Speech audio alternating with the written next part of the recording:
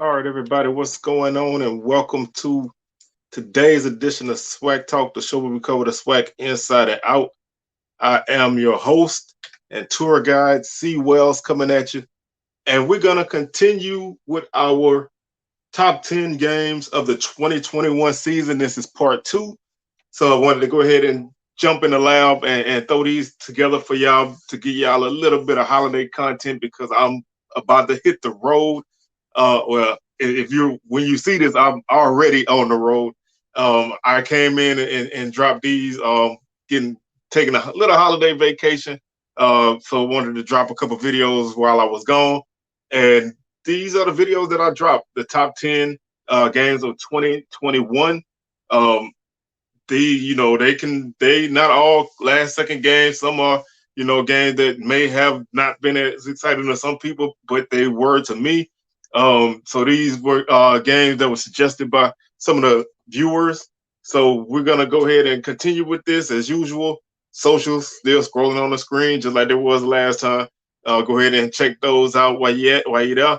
If you haven't done so already, why don't you go ahead and subscribe to the channel, and like the video, share them, hit that notification bell so you can be alerted to any video that I drop. Next week, we'll be talking basketball on Wednesday. SWAC play starts on January 3rd.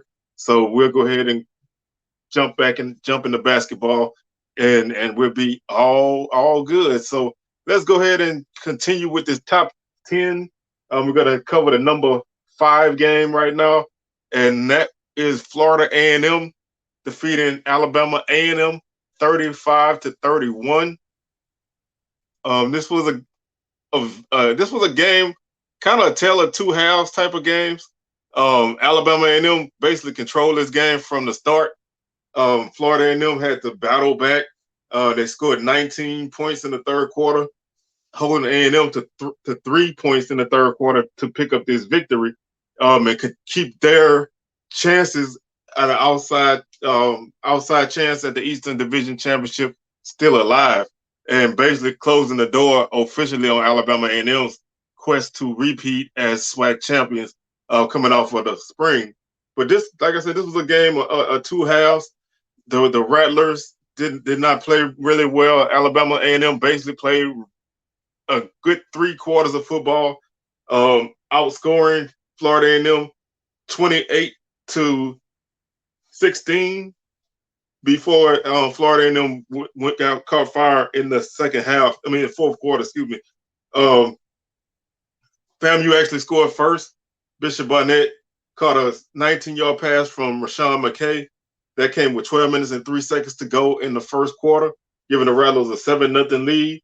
And then Abdul Fattah Ibrahim would catch a 4-yard pass from Akil Glass to tie the game up at 7.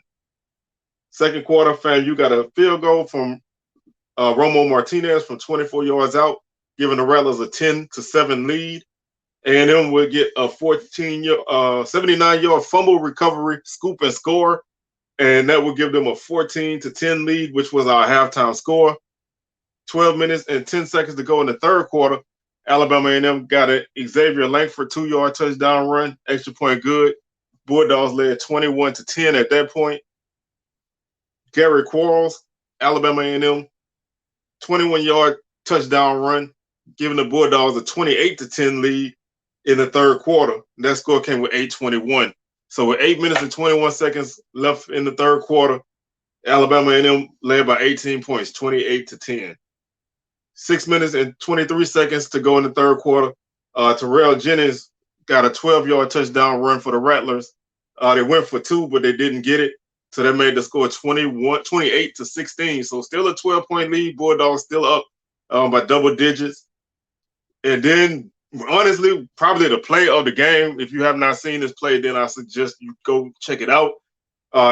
With 14 minutes and 49 seconds to go in the fourth quarter, Chad Hunter made a crazy catch on a pass from Rashawn McKay to give the Rattlers cut the Bulldogs deficit to 5 points at 28-23. Extra point was good.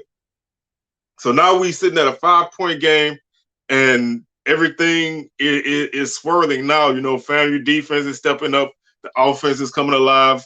Alabama A&M is not having any real success in this drive in this quarter. You know, so they with 5 minutes and 54 seconds to go in the game, the Bulldogs get a field goal from Spencer Core from 38 yards out to make the score 31-23. 4 minutes and 5 seconds to go in the game. Rashawn McKay hits Jamare Shareed for 33 yards and a touchdown. They went for two and they missed it, making the lead now 31-29 by the Bulldogs lead 31-29. 2 minutes and 15 seconds to go. Bishop Barnett busts an 80-yard touchdown run to score the winning touchdown for the Rattlers and make the final margin 35-31. So this, like I said, this was a game that Alabama A&M controlled basically for 3 quarters. Looked like they were gonna take this victory and stop the bleeding because they was coming off of a blowout homecoming loss to Jackson State and a surprising loss to Grambling a couple of weeks before. So they were in the midst of a slide. They looked like they were going to get a nice victory over a really good Florida A&M team. And the fourth quarter came and they just got done in. And that's really, where this game was won and lost. Statistically, Alabama A&M, they passed for 199 yards and they ran for 97, giving them a total of 296. Florida A&M defense played a really good game, even though they gave up some points. 524 yards for the Rattlers total offense, 272 passing, 252 rushing. That's a balanced attack. This game was highly penalized. There were 22 total penalties between the two teams and 287 yards of penalty yardage between the two teams, 183 for the Rattlers, 104 for the Bulldogs. Florida A&M had 12 more first downs, 25-13. Third downs, neither team was successful. 3 of 14 for the Rattlers, 2 of 16 for the Bulldogs. Both teams were decent on. Well, Florida A&M was 2 of 4 on fourth down. Bulldogs 3 of 3, and that's really, this game honestly was a game that you kind of didn't know what would happen. You look at the score and you see Florida A&M trailing, and you see Alabama A&M with the kind of offense they have. You figure that they would be able to just, continue to move the ball and score some more to win this game. But the Rattlers defense really stepped up big time in this game. In that second half, they stepped up and really slowed this team down and found a way to make some space for the offense to kind of catch fire. Rashawn McKay, 21 of 34, 251 yards, 3 touchdowns, 1 interception, no sacks. Akil Glass, 16 of 36, 199 yards, 1 touchdown, 1 interception. He was sacked 4 times. That's coming off of that 10-sack outing that they had against Jackson State the week before. So 14 sacks in 2 games is quite a lot for your quarterback to get hit. Bishop Barnett, 166 yards and a touchdown. Terrell Jennings, 19 carries, 82 yards and a touchdown for the Rattlers. 9.8 yards per carry for Barnett, 4.3 for Jennings. Gary Qualls, 23 carries, 96 yards and a touchdown. Chad Hunter, 6 catches, 92 yards for Florida A&M and a touchdown. Shareed, 6 catches, 53 yards and a touchdown.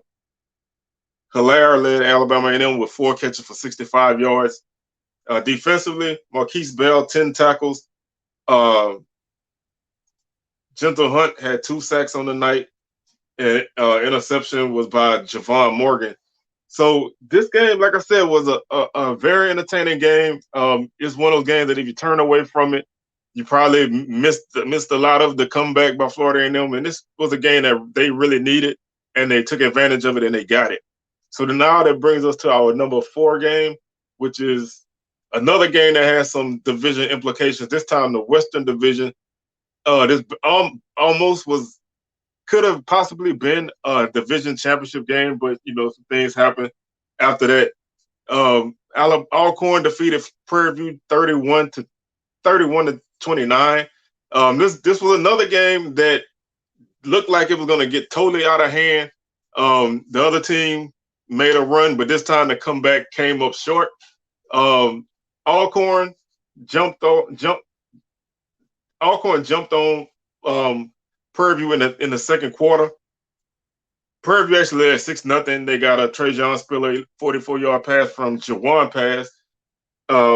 Extra point was no good. That came with 11 minutes and 56 seconds to go in the first quarter. No more scoring in the first quarter. Second quarter, LaCharles Pringle 57-yard pass from Felix Harper. Extra point was good. Alcorn led 7-6. Luis Reyes from Prairie View kicked a 23-yard field goal, making the score 9-7. That came with 9:56 in the second quarter. 3 minutes and 43 seconds to go in the second quarter. Noah Kiani got a field goal for Alcorn, made the score 10-7. Stafford Anderson got a 2-yard touchdown run for Alcorn with 1 minute and 6 seconds to go in the second quarter, making the score 17-9. And then Tavarius Griffin, 12-yard pass from Felix Harper to make the score 24-9. That was our halftime score. With 10 minutes and 27 seconds to go in the third quarter, Felix Harper ran a 10-yard touchdown to give Alcorn a 31-9 lead. So with 10 minutes and some change left in the third quarter, Alcorn has the game firmly in control, 31-9. It looks like they're gonna, blow this out the water. Matter of fact, I texted a bunch of people. Alcorn was gonna put 40 on them at this point. It looked like they were just gonna run away with this game and take control of the division. But with 7 minutes and 43 seconds to go in the third quarter, Antonio Mullins got a 30-yard touchdown pass from Jawan Pass to make the score 31-16.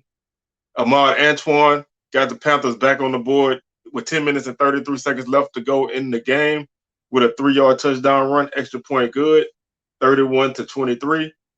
Trajan Spiller caught his second touchdown of the night for Prairie View, this time from 70 yards to make the score 31-29. Extra point was no good. That came with 7 minutes and 7 seconds to go in the game. And then from then on, neither team could really do a lot. This is basically the possession that this game came down to. Prairie View got the ball at their own 34-yard line with 5 minutes and 18 seconds left to go in the game. And they put together a really solid drive. They drove down to the Alcorn 18-yard line. They had drove down the Alcorn 16-yard line. 3rd down and 6. Jaden Stewart carries for 2 yards to the Alcorn 14.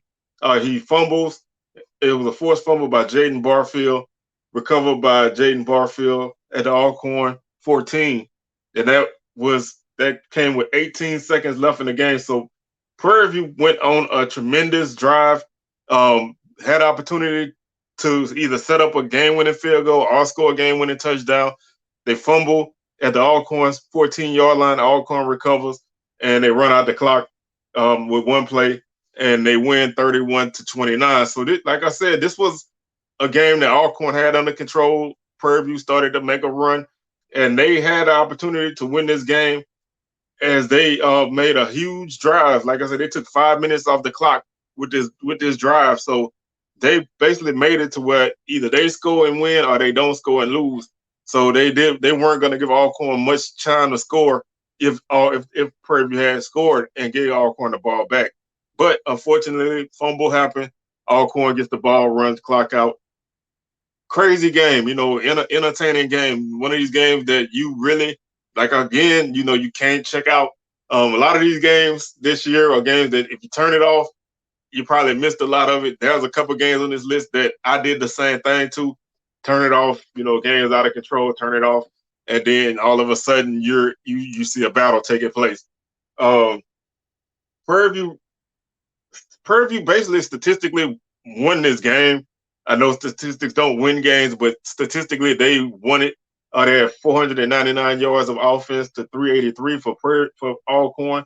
Prairie View had 6.9 yards per play. Alcorn 5.9. Prairie View fumbled 2 times, so that was definitely a huge factor in this game. Those were the only 2 turnovers of the night. Like I said, that second turnover was the biggest. Only 7 penalties combined with the 2 teams for 63 yards. So not a lot of penalties. Honestly, other than those 2 Prairie View fumbles, not a lot of turnovers. Prairie View threw the ball for 339 yards. They were 24-35, 3 touchdowns, no interceptions. Alcorn 263, 18-28, 2 touchdowns, no interceptions. 160 yards rushing for Prairie View, 4.3 yards per carry, and 1 touchdown. 120 for Alcorn, 3.2 yards and 2 touchdowns. Prairie View 7-15 on third down. Alcorn 7-14. Individually, like I said, Juwan passed 24-35, 339, 3 touchdowns, no interceptions. He was sacked twice. Felix Harper 18-28, 263 through the air, 2 touchdowns, no interceptions. He was sacked twice. Jaden Stewart led Prairie View with 16 carries for 70 yards. Ahmad Antoine 7 carries, 49 yards and a touchdown. Stafford Anderson led Alcorn with 15 carries for 60 yards and a touchdown. Nico Duffy 12 carries, 34 yards. Spiller 5 catches, 153 yards for Prairie View, 2 long touchdowns. Huge game for him. Jalen Howard 3 catches, 62 yards. Stewart 8 catches, 37 yards. Mullins 2 catches, 31 yards. Pringle 4 catches, 119 yards for Alcorn and a touchdown. Monterio Hunt 1 catch for 34 yards. Anderson 4 catches, 31 yards. CJ Bowler 3 catches, 30 yards. Trayshawn Smith led Prairie View with 10 tackles. They had 4 guys with 1 tackle for loss apiece.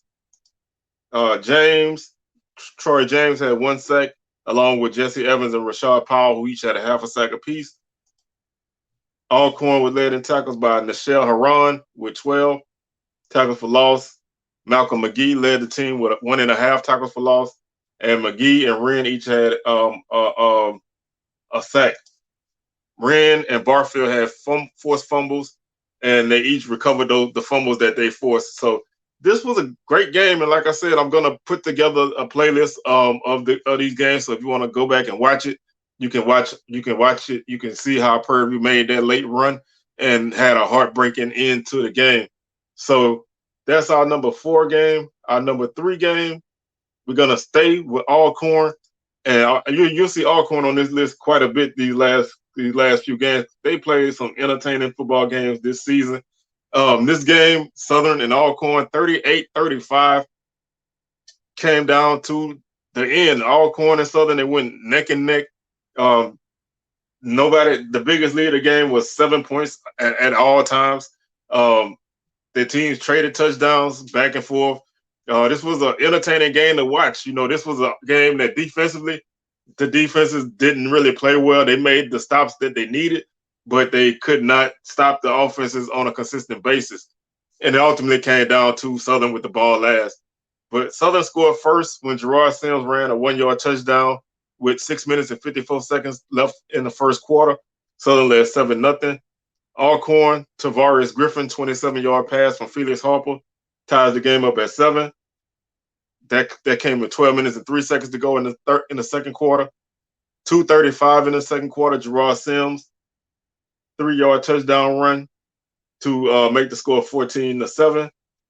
With 1 second left in the second quarter, LaCharles Pringle, 20-yard pass from Felix Harper, ties the score up at 14. Halftime score 14-all. 8 minutes and 36 seconds to go in the third quarter. Ladarius Skelton, 1-yard touchdown run for Southern. Southern leads 21-14.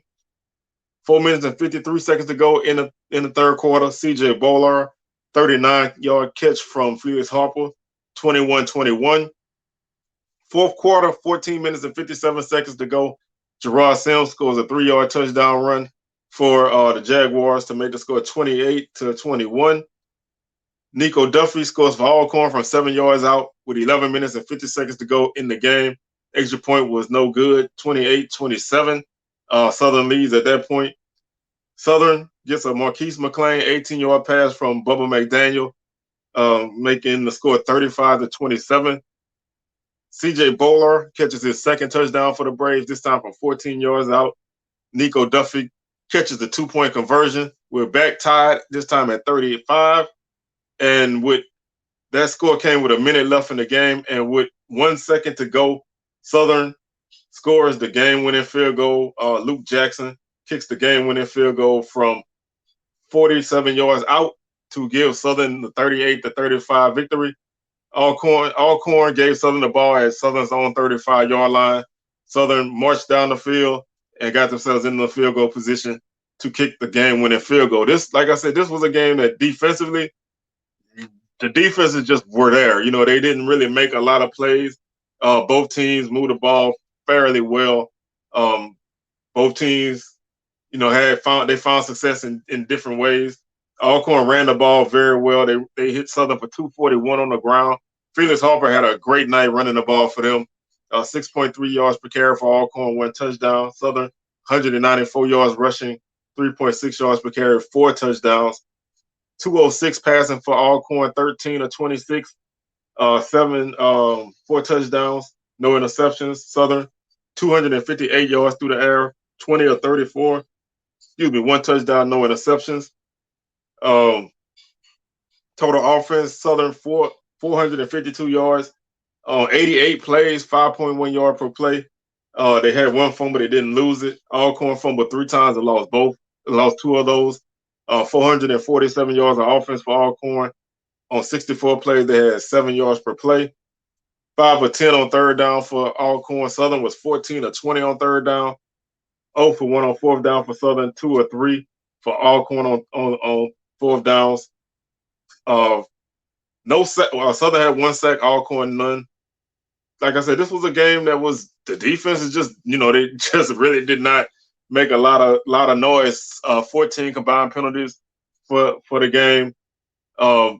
Pretty clean game when it comes to turnovers and penalties. Not really a lot of things going on. Nico Duffy, 19 carries, 128 yards and a touchdown, 6.7 yards per carry. Felix Harper, 8 carries, 78 yards. He averaged 9.8 yards per carry. Gerard Sims, 22 carries for Southern, 74 yards and 3 touchdowns. Bubba McDaniel, 10 carries, 56 yards. Kobe Dillon, 15 carries, 54 yards. Khalif Gossett led Southern with 3 catches for 72 yards. Chandler Winfield, 3 catches, 48 yards. Marquise McLean, 4 catches, 41 yards. CJ Bollard led Alcorn with 2 catches for 53 yards and 2 touchdowns. Pringle, 3 catches, 53 yards and a touchdown. Claudian Cherilus led Alcorn with 14 tackles. Malcolm McGee with 10 tackles for loss. They had 3 people with 1 tackle for loss. Like I said, no sacks and no interceptions. Southern was led by Ray Anderson with 11 tackles. Chase Foster and Davin Cotton each had 9. Anderson 4 tackles for loss on the night, and he also had 1 sack. Anderson, Papillon, and Judson each had forced fumbles, and Anderson recovered a fumble along with Peterson. So again, you know, like I said, this came down to special teams. Southern was able to get a solid effort from Luke Jackson. He made his only field goal of the night, was that game-winning field goal from 47 yards out. And that was that was a huge kick for Southern. You know, it seemed like at that point that their season would turn around on this game, but obviously it just did not. The Alcorn would rebound from this, where they would go on the next week and lose to Bethune-Cookman, which really put their West Division chances really on ice and allow Prairie View to slide in and take it, even though they would beat Prairie View the week after that.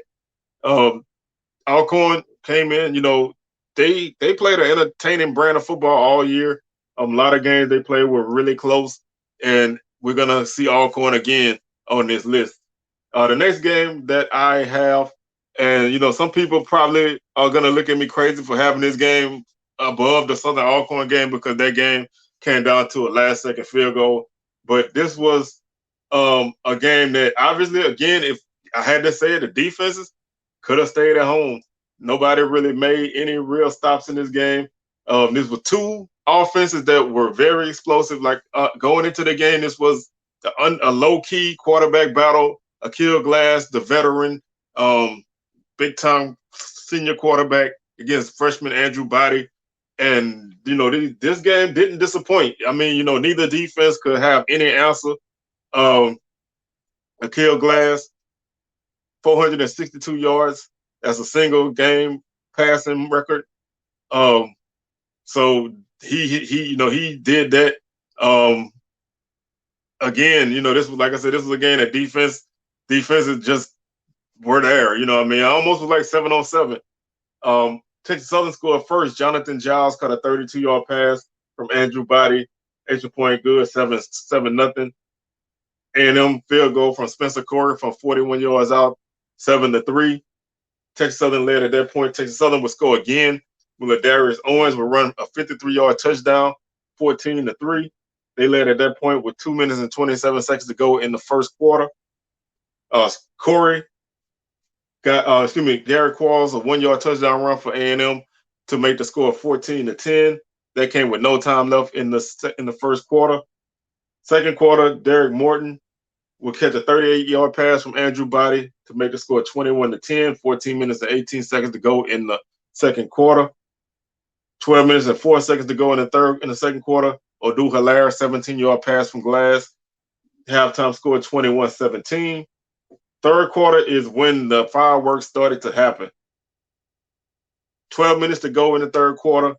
Hilaire catches his second TD pass from Glass from 11 yards out to make the score 24-21. Bulldogs take the lead.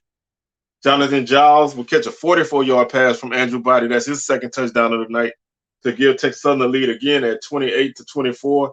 They came with 10:34 to go in the third quarter. So as soon as they scored, they got the ball back. As soon as A&M scored, Texas Southern got the ball and they drove down and scored. Texas Southern would score again when Dominic Franklin ran a 3-yard touchdown run with 6 minutes and 9 seconds to go in the third quarter. Texas Southern led at that point 35-24. Ibrahim, 81-yard pass from Glass, 35-31. Texas Southern leads. That came with 5:15 to go in the third quarter. Andrew Body, 15-yard touchdown run for Texas Southern with 4 minutes and 34 seconds to go in the third quarter. Texas Southern leads again by 11, 42-31. Gary Qualls, second touchdown of the night for him from 1 yard out, 21 seconds to go in the game in the third quarter. 42-38 is the score at that point. Texas Southern would score again with 11 minutes and 24 seconds to go in the game when King Blanchard would catch a 22-yard touchdown pass from Andrew Body, 49-38 at that point. So with 11 minutes and 24 seconds to go in the game, Texas Southern leads 49-38. They lead by 11, and they seem like they may be about to pull away, but A&M gets on the board with 6:47 to go in the game when Ibrahim catches a 22-yard pass from Glass to make the score 49-44. They went for 2 and didn't get it, so it made the score 49-44. And then with 42 seconds to go in the game, Bryson Clark catches a 1-yard pass from Akil Glass to win the game, score the winning points 52-49.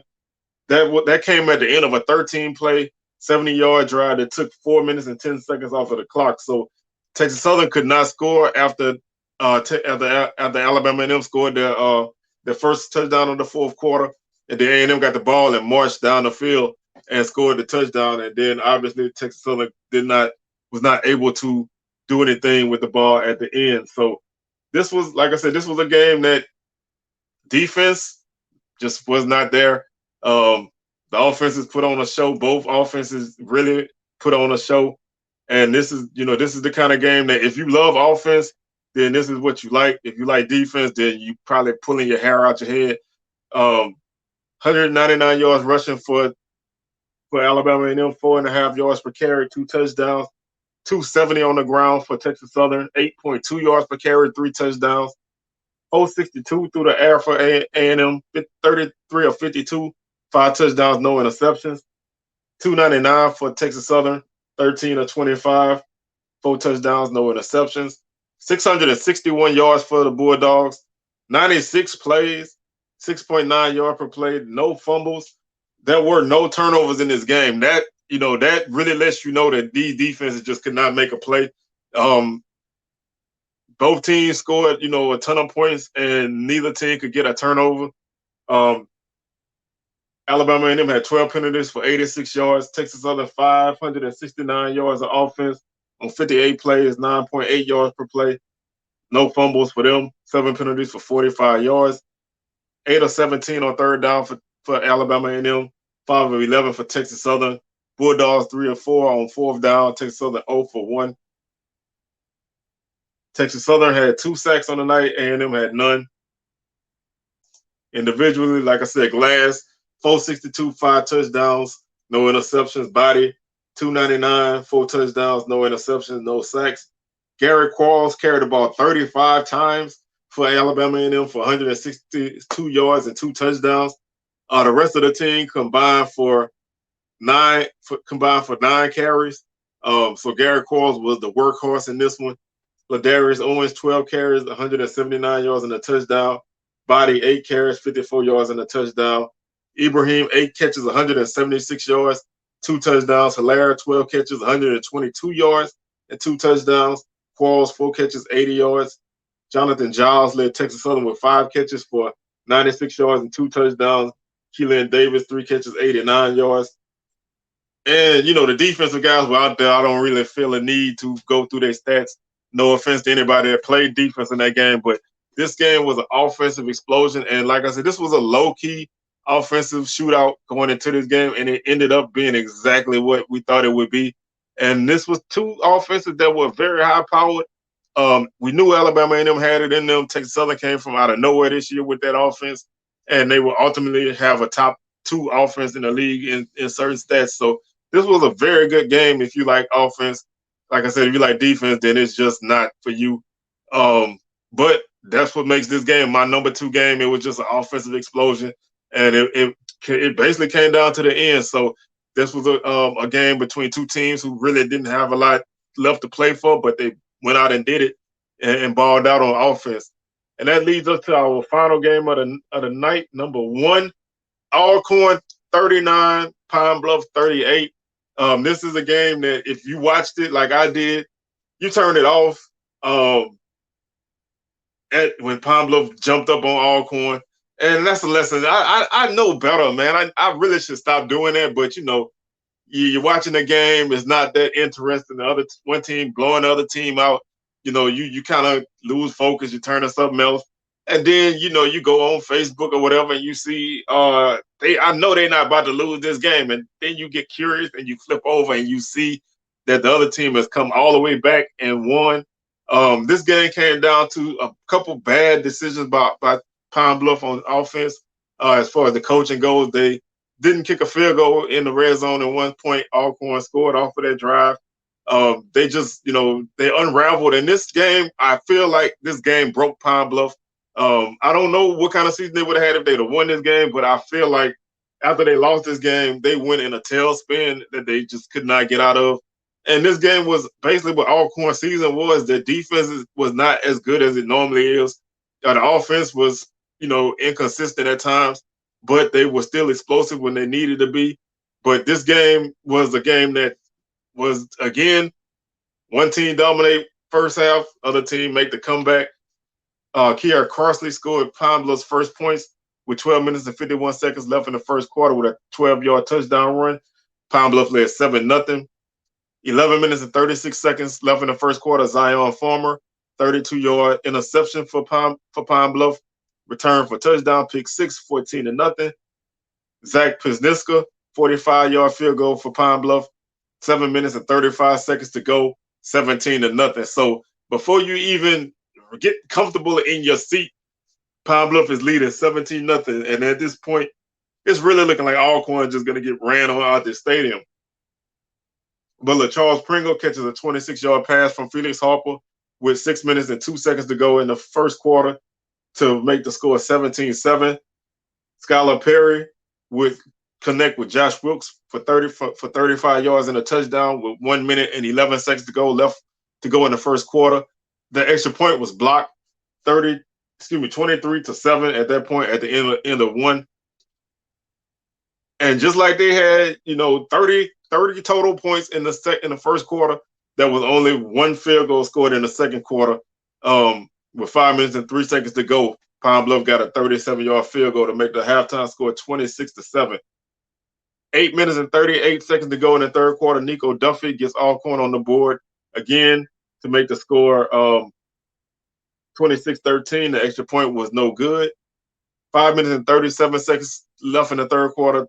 Taekwon Fleming returned a block punt, 13 yards for a score to give Pine Bluff a 32-13 lead. That 2-point conversion was no good. Felix Harper connected with LaCharles Pringle from 60 yards out to make the score 32-19. That came with 4:04 left in the third quarter. Felix Harper's 2-point conversion pass was no good. So Pine Bluff still leads by double digits, 32-19. Felix Harper would score with 23 seconds left in the third quarter to make the score 32-26. Extra point was good. So now we're sitting at a 6-point game. And this now is looking like, are they going to be able to hold on? Is Alcorn going to be able to make the comeback? And then the fourth quarter got started when Pine Bluff scored on a 2-yard run from Kier Crossley. 2-point conversion was no good. Makes the score 38-26. Felix Harper hit C.J. Bolar for 69 yards and a touchdown with 9 minutes and 23 seconds left in the game. Extra point good. Alcorn trails by 5, 38-33. And then with 3 minutes and 1 second left in the game, Nico Duffy ran a 2-yard touchdown run. 2-point conversion was no good. 39-38 was the score at that point. Pine Bluff would actually have opportunity to try to drive down to score some winning points. They got the ball down to the Alcorn 48, and 4th down and 7, they threw incomplete, and Alcorn got the ball and ran out the clock. So this was a game, like I said, both teams, looked great in some aspects, looked bad in others, and it just came down to which team could get it done at the end, and that was Alcorn. Pine Bluff, they had this game really locked up, but Alcorn's offense caught fire in the second half, and Pine Bluff's offense went a little cold, and they just lost and they could not recover. So that big comeback is the reason why this is my number one game. It was a game that a lot of people were talking about early in the season, and Pine Bluff was the defending West Division champs, and from this point on, they drifted on down to the cellar. So Alcorn would kind of go up and down all season. Pine Bluff went down. So the teams did not end up in great places coming off of this game, but as a one-off, this is a really exciting game, especially if you watch the second half and watch Alcorn make that run. Nico Duffy, 23 carries, 142 yards for Alcorn, 2 touchdowns, 6.2 yards per carry. Alcorn ran for 143 yards on the night. They averaged 3.3 yards per carry. Felix Harper, 16 of 32, 368, 3 touchdowns, 1 interception. He was sacked 6 times. So that offensive line was just porous at this point in the season. They was giving up a lot of pressure. Even going back to the North Carolina Central game and the MEAC SWAC Challenge, they were giving up a lot of pressure. Skylar Perry, 24 39, 316, 1 touchdown, no interceptions, no sacks. This probably was the best game he played before the Grambling game late in the season. He just did not have a good season at all this year. Kier Crossley, 13 carries, 44 yards. Pine Bluff ran for 87 yards as a team, 3.1 yards per carry, 2 touchdowns. This rushing game went downhill as the season progressed. C.J. Bolar, 5 catches, 151 yards, and 1 touchdown. LaCharles Pringle, 4 catches, 126 yards, and 2 touchdowns. Josh Wilkes led Pine Bluff with 6 catches for 85 yards and a touchdown. Dawkins, 1 catch for 64 yards. Defensively, Kinsler led Alcorn with 12 tackles, Cherilus with 9. Kinsler also led the team with 2.5 tackles for loss, and like I said, no sacks. Martin had 2 forced fumbles on the night. Martin, Kinsler, and Barfield each had a fumble recovery, so Pine Bluff fumbled the ball 3 times, which kind of did them in. Defensively for Pine Bluff, Thigpen led the team with 8 tackles along with Kobe Watts. Monroe Beard, the third, had 3 sacks on the night, and 3 tackles for loss on the night and 2 sacks to lead the team in both categories. Beard also had a forced fumble. So that's how it went. Farmer pick 6 for 30 from 32 yards out. But this game was Pine Bluff's game to lose, and that's what they did. Alcorn kind of stayed the course and found a way to win. Pine Bluff just choked it away and could not recover. So that's our top 10 games of the week. So with that being said, I'm gonna get on up out of here, man. Y'all. I hope y'all enjoyed y'all holiday season, y'all Christmas and New Year's is coming up. So 2022 is on the horizon. We have some big things going on in 2022. Basketball season is officially here. So we're gonna talk about that. And with that being said, I'm your tour guide, C Wells. I'm stopping the bus. You guys can hop on off and we'll catch you on the rebound. And I'm out of here.